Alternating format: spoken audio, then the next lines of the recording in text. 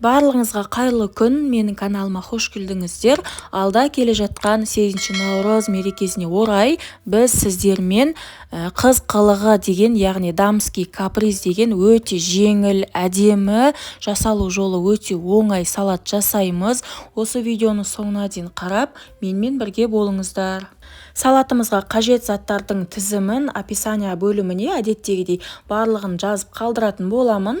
Бізге ең алдымен қажет зат ол тауықтың төс еті. Біз оны суға қайнатып, бөлме температурасында суытып, және де осындай ұсақ бөлшектерге турап аламыз. Және де біз ыдысымызды бірден дайындап қойдық. Туралған осындай ұсақ бөлшектерге бөлінген тауықтың төс етін бірден ыдысымызға салып, салатымызды жинап бастаймыз. Еттің үстіне майонезді өте жұқалап жағып шығамыз. Майонезді көп жағып қойға болмайды. Салатыңыз майлы болып қалуы мүмкін. Және де оның екінші қабатына менде осындай консервіленген ананас, сіздер балғын ананасты алсаңыздар болады. Өте ұсақ бөлшектерге турап, екінші қабаты ретіне майонездің үстіне бұны да қойып шығамыз. Ананастың бетіне де өте жұқалап майонез жағып шығамыз.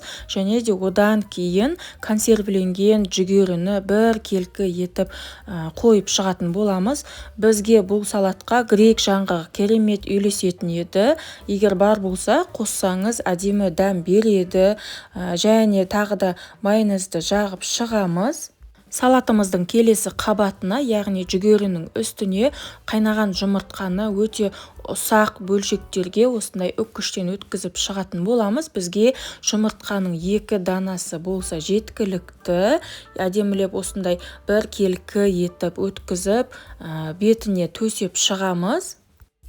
Жұмыртқаның үстіне де майонезді аздап жағып шығамыз. Және де біздің салатымыздың ең соңғы қабатына ірімшік қажет болады. Оны да майда үккіштен өткіземіз.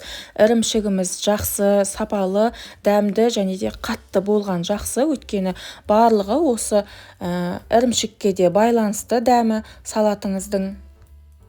Осымен біздің салатымыз дайын болды. Бетіне әсемдік үшін осылай майонезді жағып шығамын. Және де оның бетіне кивиді осындай ұсақ бөлшектерге бөліп әсемдік үшін қойып шығатын боламын.